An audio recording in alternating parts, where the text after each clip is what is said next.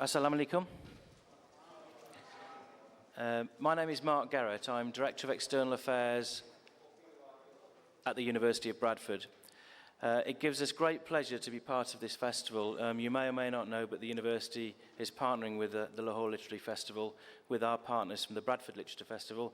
Those of you who don't know about the Bradford Literature Festival, it's the fastest growing literature festival in Europe and it's the most diverse. So we're very proud to be part of this festival here. I also just want to make a point. Those of you at the UNESCO City of Literature event earlier, we're also talking to Lahore about whether we could help Lahore become a UNESCO City of Film. Bradford is the world's first UNESCO City of Film, and we've helped all the other cities get their designation. So as well as being a world-leading technology university, which you'll hear about in a minute, we certainly are a city of huge culture, and we want to develop a really strong link with Lahore. So, without further ado, I'd like to introduce our Vice-Chancellor, Professor Brian Cantor, CBE, who will give a short presentation, then we'll take Q&As today. He's been our Vice-Chancellor since 2013. Prior to that, he was Vice-Chancellor at the University of York, and he's had an eminent scientific career as a materials manufacture scientist, but he has a huge wealth of knowledge about the impact of universities on the economies around the world. So without further ado, can I introduce Professor Brian Cantor.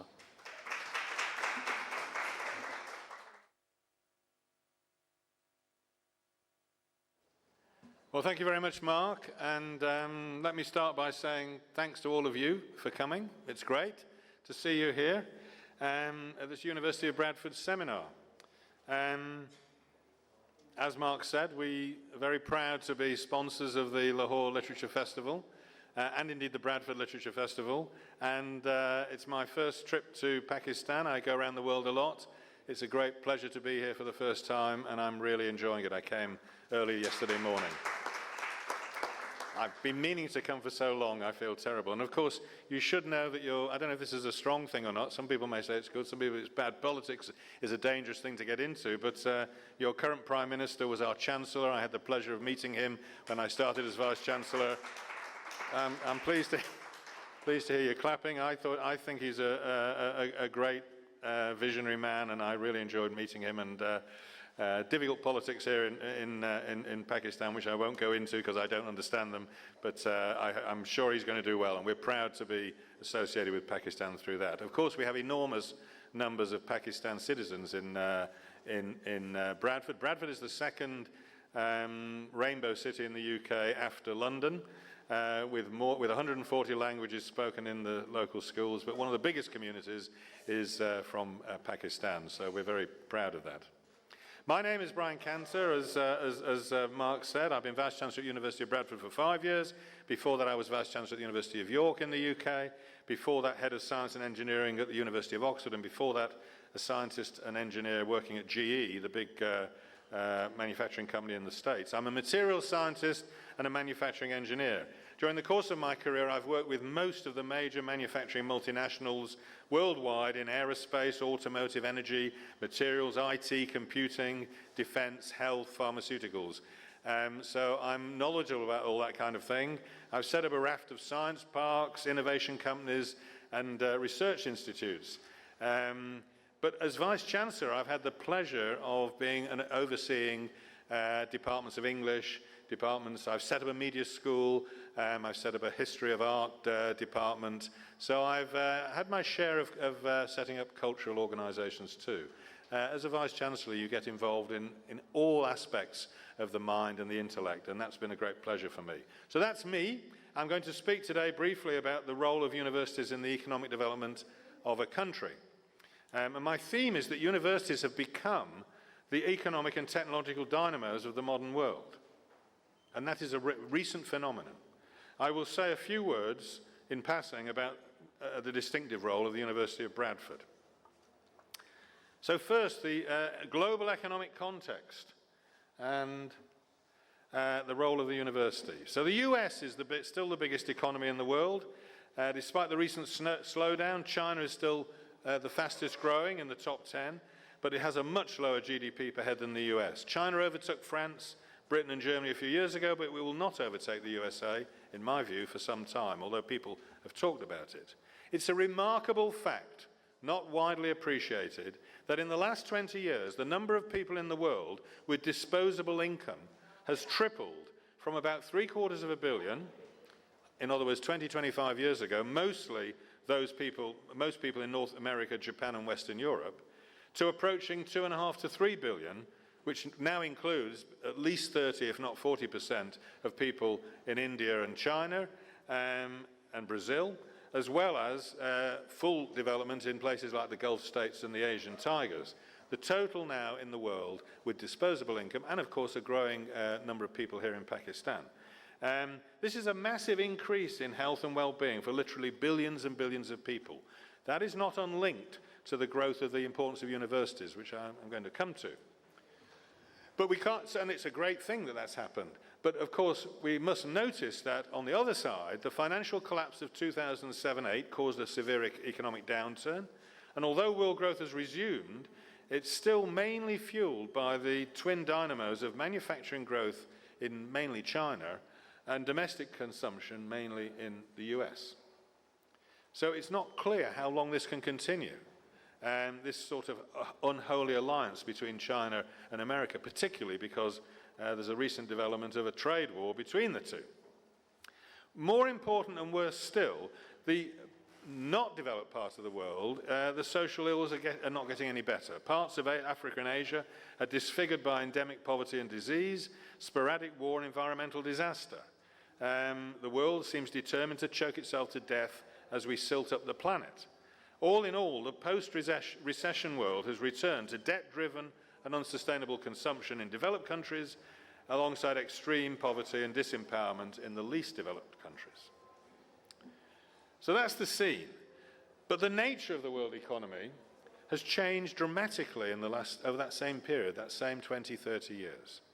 Free movement of goods and money has created a global market in information, know-how and services. Economic success depends on the generation and exploitation of knowledge. It didn't anywhere in the world 30 years ago, it does now. Most countries have been competing aggressively to build up their economies in this way. What about universities? In 1963, Harold Wilson, who became Prime Minister the following year in the UK, gave one of the most famous speeches of the 20th century. His White Heat of Technology speech was truly visionary. He said higher education, science and innovation and research would become the key drivers of economic growth. Now, they weren't then in the 1960s, they weren't even in the 1980s. Not by a long way, but they are now. Wilson became Prime Minister in 64, and in 66 created Britain's first technology universities to fulfill his vision. One of these was Bradford. We were the first technology university in the UK. Now, I have to say a word about what I mean by technology. I don't mean IT. I don't even mean engineering technology. I mean something much broader. Ted Edwards, our first Vice-Chancellor, defined it as technology, as using knowledge to improve society. I tend to say using knowledge to help people, using knowledge to create value. Wilson became our first Chancellor and began to guide us to what we are now at Bradford, a world-leading technology university. That means that we are not an ivory tower. We've never been an ivory tower. We've never concentrated on pure academic study or pure academic research. We concentrate on things, we do that, but we believe in taking it what you might call downstream. We do professional courses which give jobs to students, and we do applied research which has an impact, and we deliver the impact. I'll say a few words more about it in a few minutes.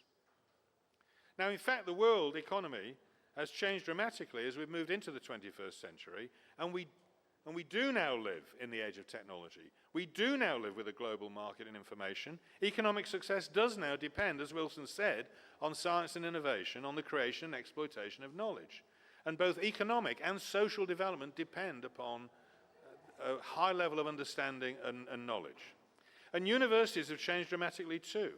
We used to be ivory towers for abstract teaching, most universities, and scholarship and fundamental research, but now we play the key role in a modern knowledge economy, the motors for social, economic and technological change, direct creators of wealth, health and well-being. And of course, the world is facing massive global problems. Ill health, poverty, climate change, energy and water supply, food security, migration, terrorism. Universities have to do the research to understand these problems and to produce the graduates who will find the solutions.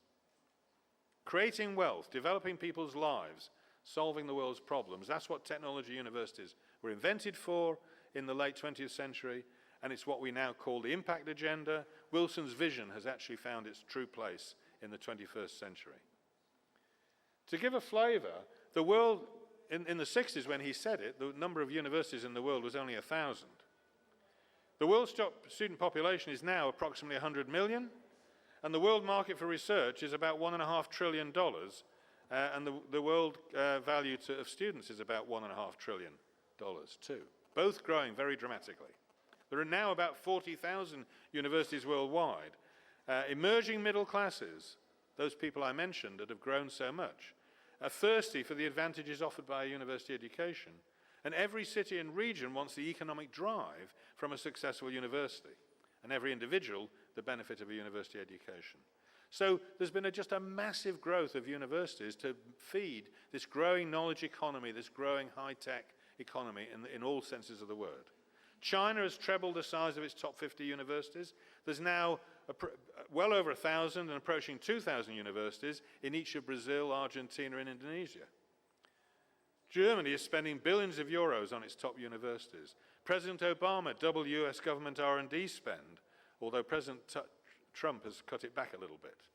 The OECD has calculated that the average value of a university education worldwide to the student who goes through in their lifetime is between $100,000 and $200,000.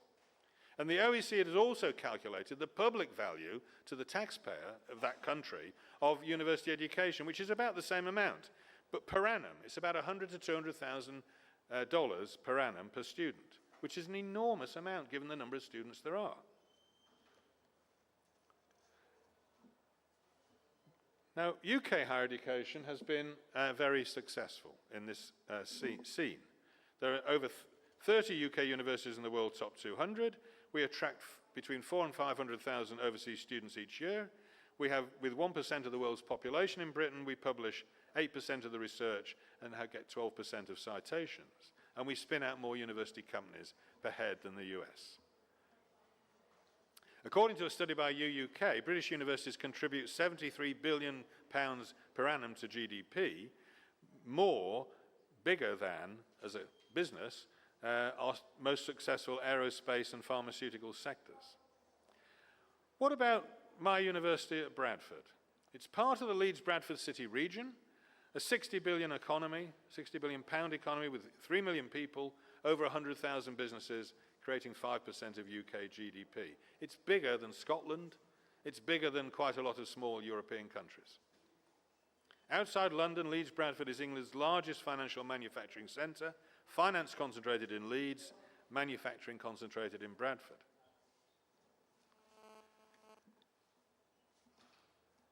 And Bradford has just launched its new economic development plan based on innovative manufacturing. It's the fourth largest and youngest, and the youngest city in England, fourth largest and the youngest. 25% of people under 16. Pakistan, we don't come a patch on you. I've heard since I've been here that you have 3/4 of your population under 30. So, but still, by British standards, by developed standards, that's a very young population, and it's largely because of that, the immigration that we've had, and the variety of different people we have that delivers that. Bradford was the cradle of the manufacturing industrial revolution in the 19th century. It was then the wealthiest place in Europe, and probably in the world, in the latter part of the 19th century, based on its textile industry and the growth of manufacturing industry to make textiles. And it's now becoming the cradle of the new IT and digital revolution of the 21st century. Now, the University of Bradford has launched its new 10-year strategy, reaffirming our position as a world-leading technology university. As our motto says, making knowledge work, which pretty much means the same thing. And we're going to invest about $250 million, well, we actually have invested, and we'll grow by about 30% over the next 10 years. I'll give you some examples of what you do at a technology university, what we've done. Bradford set up the first ever business school in the UK, triple accredited, ranked first for its distance MBA by the Financial Times, and it's populated executive teams worldwide. We founded the first ever peace studies and international development department in the world. So applied social studies is just as important as applied engineering. We've helped create peace in countries across Africa, Asia, and South America. And we've also populated diplomatic missions, ministerial teams, and NGOs worldwide. We set up the most successful ever UK spin-out company for an engineering product. We've developed drugs to prevent cancer, promoted chemical and biochemical disarmament. Our engineering and healthcare products have saved lives and generated wealth worldwide. And we received a Queen's Award 2 years ago for our work improving the lives of people living with dementia. I like to say that university league tables don't recognize what Bradford University does best, because you get no brownie points in the league tables for teaching the world's business leaders. You get no brownie points for delivering peace in a country, in a war-torn country, and you get no brownie points for setting up an innovative company delivering health and wealth to people, all of which we do in spades. So we've done quite well in the league tables, and I'm not going to go through, well, I will go through a few examples. We're in the top 50 for research and teaching excellence. The Guardian rated us top 5 for added value. We're in the world top 100 young universities. We have one of the best graduate employment rates in the UK, and we have the 4th greenest campus in the world. Our campus went energy positive this year, which means we don't consume electricity, we create electricity. And we created something called the Worldwide Technology Universities Network 2 years ago, with 18 founder members who want to connect across the world to have an even bigger impact in the modern world by working together. 4 more, the 18 founder members was in 2017, 4 more joined last year, and we expect 5 or 6 to join later this year. Excuse me, my notes. So let me just finish. Oh, I should have shown you the World Technology Universities. These are the universities, the founders, and that's what it does, which is what I've said. So let me just finish by summarizing my key points. Universities are, in my view, the intellectual, cultural, social, economic, and technological dynamos of the modern world, because we live in a knowledge economy. Bradford, the University of Bradford was Britain's first technology university. It's the Technology University of the North. We've just celebrated our 50th anniversary, 50 years of improving people's lives, 140,000 alumni worldwide, including something like 1,200 here, 1,500 here in Pakistan. And the World Technology University Network is linking great technology universities worldwide to help people and society worldwide. And we're here to provide links with institutions here in Bradford, whether it's the Literature Festival or the UNESCO City of Film or your great universities here, to try and do that kind of thing. So thanks very much for your attention. Thank you, Brian. Any questions from the floor? Sir.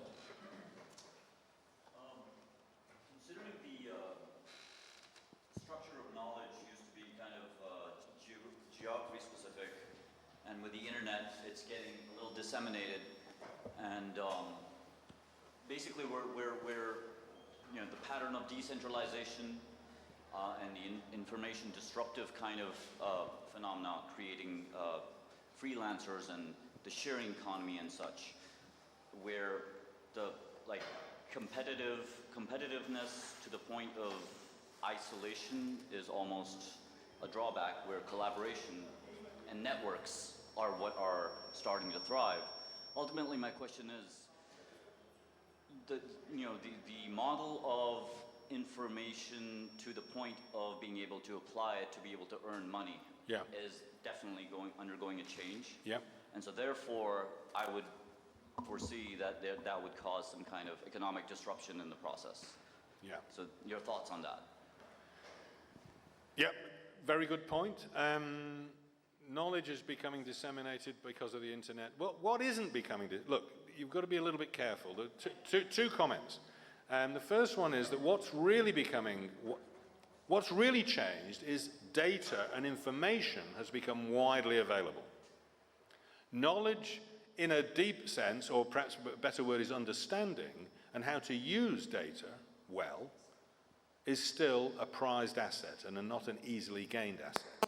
You can't go on the web and learn how to make the best use of the information that's on the web.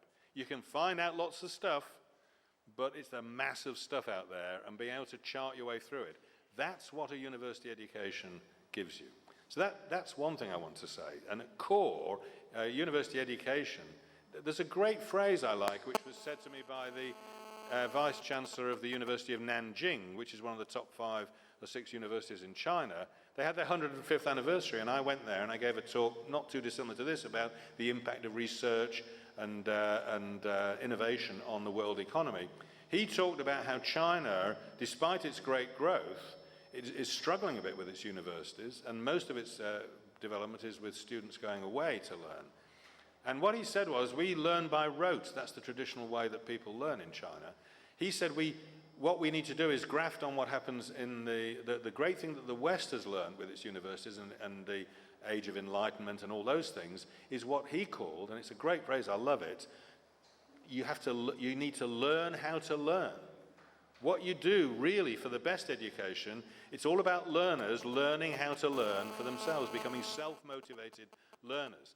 Now that is not easy, and it's best done, funnily enough, in a kind of traditional way, because I'm a massive believer in residential universities. You can't learn it on the internet. The big MOOCs which have been set up don't teach you how to do that.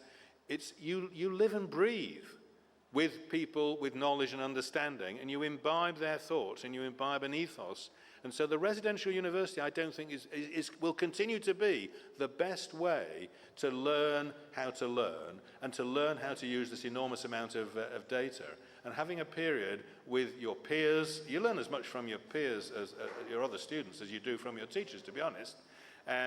It's that environment of learning and knowledge and freedom of thought and so on, which if imbibes you with that, which gives you the capacity to go on and really do things and do great things. Now, there are always odd people here and there who will, be great and will do well anyway. But for most people, that's a massive way to go. So those are my two thoughts.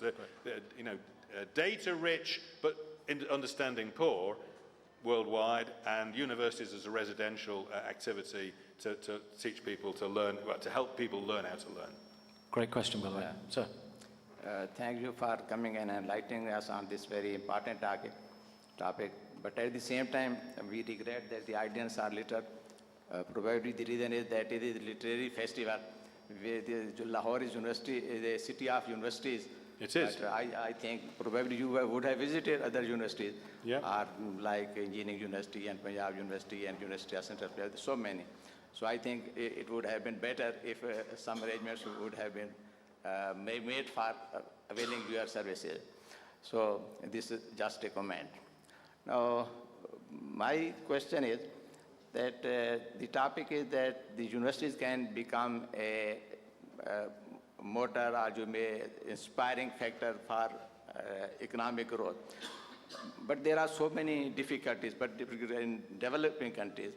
Our education system is mostly based on theoretical. And in universities, the research is also a little bit theoretical. And if how can you manage that the education institutions are geared with the industry? Because certainly the economic growth is only possible that your education should be geared with the industry. So how will you manage? Because this is, in theory, it is a very good thing that universities can, no doubt, universities can play a great role because it is the age of science and technology. It's a good question. But don't look at England. I mean, look, we've got great universities, and I promoted them, and they're good. But our universities, our best universities, grew up in the 19th century, and we've grown a lot in the 20th century. The economic model then was quite different. The economic model, I'm saying, is different now. So don't look at England. Our universities grew mostly under a different kind of economy. The economy we have now, look at a place like South Korea. South Korea is now a fully developed economy. And when I first went there in the mid-80s, which is only 30 years ago, it was hardly developed at all. And 10, 20 years before that, it wasn't. It was a feudal, war-torn economy. because it had the Korean War. And it had never been developed, not like Japan. And it's become one of the most developed countries in the world. And there are other examples of this sort of thing happening. And they are leapfrogging the economic development. And that's what you have to do. China's doing it on a much bigger base and taking time to do it. India is doing it more slowly. But there are other countries like Brazil, although Brazil's run into some economic difficulties recently, like Vietnam, like some of the smaller countries such as Singapore, which has had a fantastic 20 or 30 years development. And they're leapfrogging the economic development, but that's because they're jumping, they're not going through the development of, in Britain, we went through the development of agricultural technology, then we moved on to the development of manufacturing technology, traditional manufacturing technology in textiles and cotton and wool and textiles, and then you go on to bigger manufacturing industries of cars and steel and cars and buildings. Nowadays, countries are leaping that because of the drive from universities, because it's not an issue of just the formation of capital and labour to create a traditional manufacturing economy. It's now the knowledge economy. If you know and develop new knowledge, then you can have a great economy. And you can leapfrog a lot of these stages and develop much, much faster. And I just want to say one last thing about it, which is that means that a country like Pakistan has fantastic potential. And it's important not to have, as we've seen in lots of countries, to some extent here, civil wars or wars, external wars. You know, civil unrest is not helpful to the growth of an economy. But once things begin to develop, they can develop actually very, very rapidly in the modern world. And that's why I think the universities can play this important role. Thanks, Brian. I've had the time-out card. So I think we should first of all give Professor Cantor a round of applause. Thank you. And I know if anyone wants to follow up with questions afterwards, I'm sure he will take them. Thank you very much for your attendance. Yeah, thank you very much.